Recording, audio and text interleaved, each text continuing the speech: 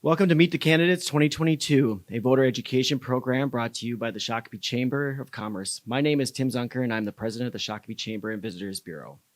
Our hope is that these candidate interviews and profiles will help you, the voter, understand your choices when it comes to the 2022 elections. We ask voters to arm themselves with the information necessary to make educated choices and to make casting your vote a priority. Please visit the Shakopee Chamber website at shakopee.org to find out more information about the upcoming election.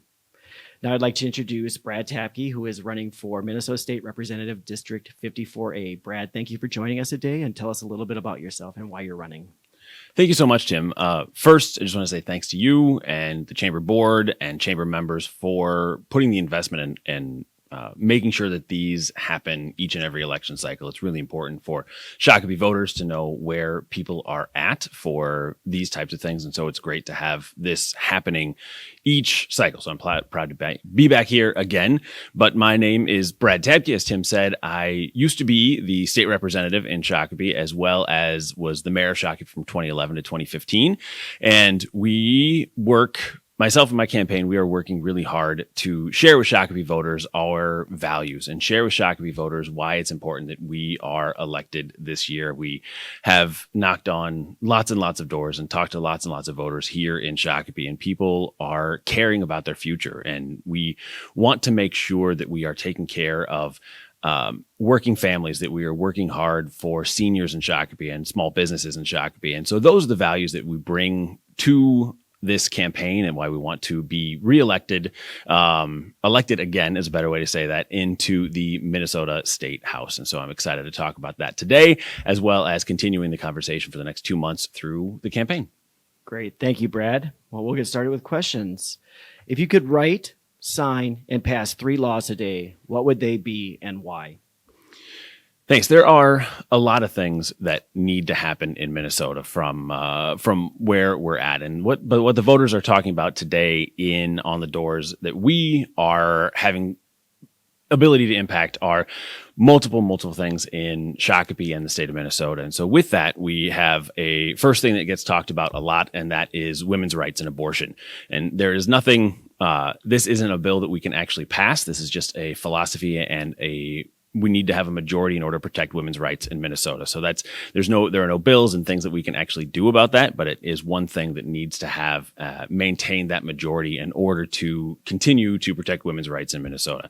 So the first bill that I would absolutely work on and pass is work around gun safety. It's another big thing that we hear about on the doors from everybody. It is gun safety and crime is something that it's a big problem in the state of Minnesota that we need to continue working on. And gun safety, while I was in the legislature, we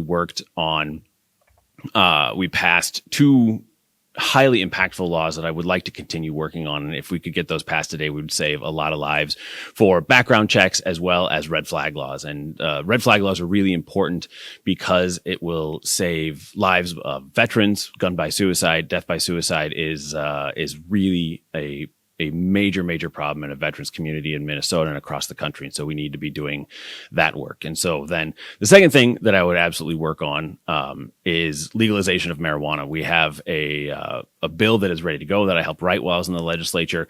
And it's something that people of Minnesota absolutely want to see happen. And they want to see this moving forward. It's very, very clear that is there. We need to safely and responsibly regulate marijuana use and tax it so that we are able to pay for the programs needed to make sure that it works well for Minnesotans. And then the last one is very Shakopee specific that we have to do, and that is a bonding bill. And so we need a bonding bill, and during my time in the legislature also I supported this, and we have a massive project along the riverfront in Minnesota in Shakopee, and so down by Huber Park, where the river is moving around as rivers are wont to do, and it's encroaching on our infrastructure. And so it's a really major expenditure that has to happen in the city of Shakopee at some point, and the state should be helping out with that. And so those are the things I would really very much like to get done. Great. Thank you, Brad. Next question is, coming out of the pandemic, businesses are being affected by issues including workforce shortages. What policies would you support in the next legislative session to help alleviate this issue? This is something that is critical for Shakopee businesses, of course, but it's something that's been coming along for a long time. This this workforce shortage is not just only pandemic related. We were talking about this a lot while I was mayor, as the baby boomers are retiring. It's a major hit on our workforce availability in the state of Minnesota specifically because we had an aging workforce. So there are three main things that we need to continue working on to help with the workforce, and those are transportation, education, and housing. And transportation, I was the vice chair of the transportation committee, and we'll continue working on solving transportation issues and reducing congestion, as well as adding rapid transit into the mix for how we are able to get people back and forth from point A to point B within the metro and across the state of Minnesota. So transportation is one thing. We must fully fund education. We need to make sure that we are having an educated public coming out that has the education needed for the jobs that we need. There are so many technical jobs that we just can't fill in Shakopee right now because we have students who are coming out of high school and college that don't have the education levels that are needed. And then housing is the third one. We need to have more housing in Shakopee. It is, even with interest rates going up, housing is critical. We just need to have more housing at all levels of affordability throughout Shakopee, which will allow us to have more availability workforce in town. Great. Thank you, Brad. According to the Office of Minnesota Budget and Management, the general fund budgetary balance for fiscal year 2022-2023 is projected to be over $7 billion. In fiscal year 2024-2025, it is projected to be over $12 billion. What policies would you propose or support in the next legislative session considering these budget surplus projections?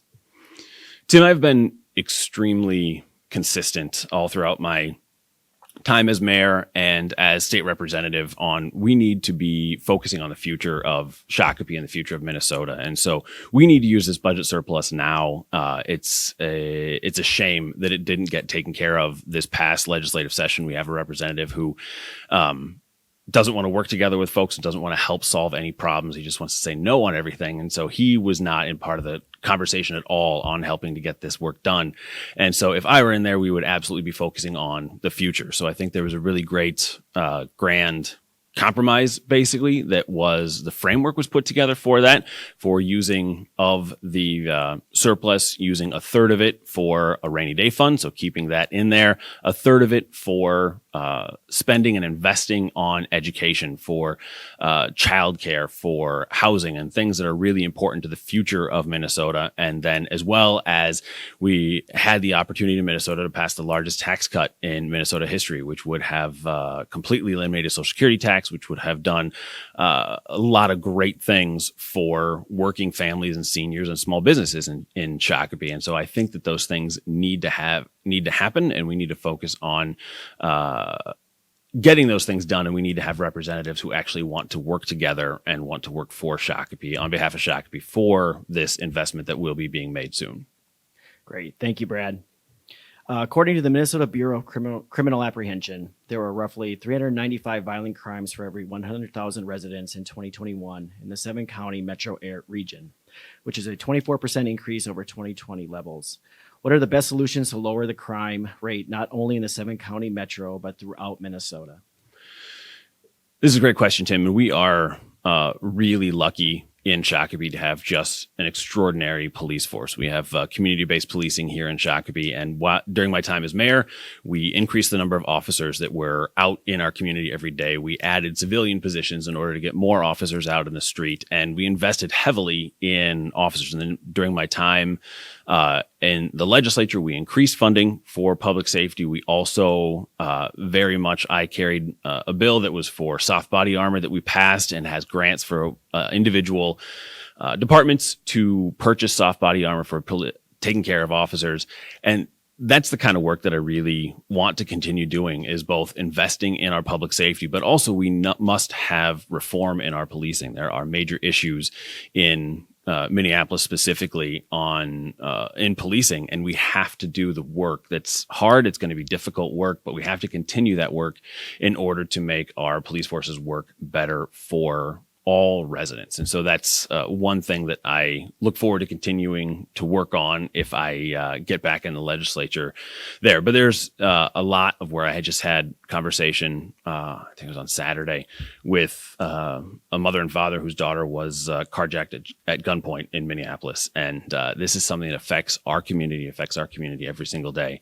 And we need to work together to actually find solutions and just not have big slogans and ripping on other people and that kind of thing. We need to actually work together to find these right solutions for Minnesota and Shakopee. Great. Thank you, Brad. What would your plan be to help with healthcare costs for businesses and families? This is a huge issue. When I owned my landscape company, this was one of the biggest expenses that we had was healthcare. It was really a major expense for everybody. And so it's something the state absolutely has to continue to work on. I am not a public health expert by any stretch of the imagination. But what I do know is that there are a lot of incredible people who have focused on single payer, expanding Medicaid, whatever there are solutions that make the most sense for businesses. We need to make sure to be offering those solutions.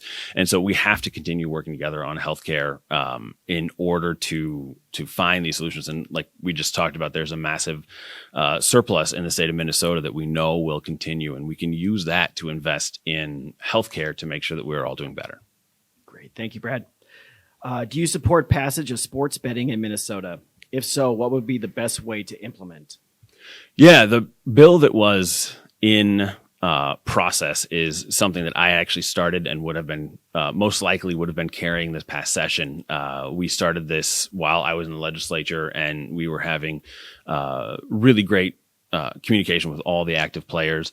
And the bill that came out was actually a really great bill. The one thing that I would have worked further on is making sure that Canterbury Park is involved at some level. I think that's a really important thing that has to happen for everybody. And so we'll, if I get reelected, I'll work together to help make that happen. But the sports betting bill that was passed in the House, it was not passed in the Senate, was a really good bill in a really good way. So I very much support sports betting and am proud of that work that got done. And we will just need to get it across the finish line. Great. Thank you, Brad. That is our question. So if you'd like to give your closing statement and message to the voters.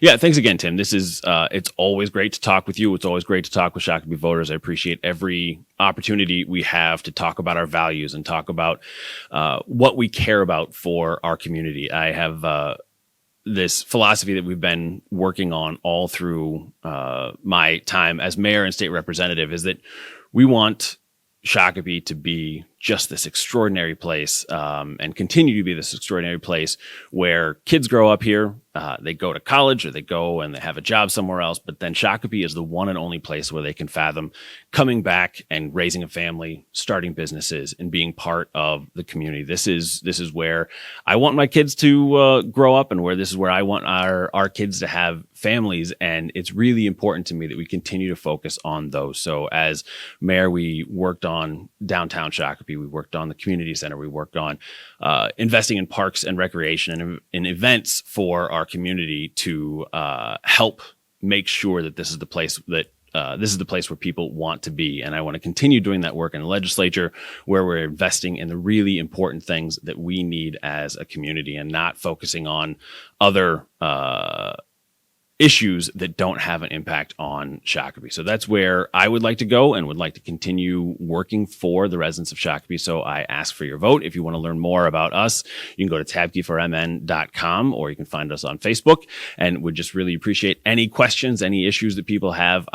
Pretty much everyone in town has my cell phone number, and you can absolutely get that on our website, but I'm always open to talk and having cordial conversations, even if we have to agree to disagree. That's part of democracy, and that's where we go. So thank you, Tim. Thank you, Brad. And again, the views expressed in these interviews are those of the candidates, not those of the Shakopee Chamber and Visitors Bureau. The Chamber is sponsoring these events as a service to the community and has gone to great lengths to ensure the objectivity. The Chamber does not endorse any candidate, but seeks to provide you, the citizens and voters of Shakopee, with the information you need to make an informed choice. The Shakopee Chamber and Visitors Bureau extends a sincere thank you to the candidates. We appreciate your time and your service to our community by running for office. You are performing an important service to us all. Again, thank you for joining us for this edition of Meet the Candidates 2022. Please join us September 29th at River Valley Church for our candidate forum. Please visit the Shakopee Chamber website at shakopee.org for more information. Thank you. Thank you, Brad. Thanks, Tim.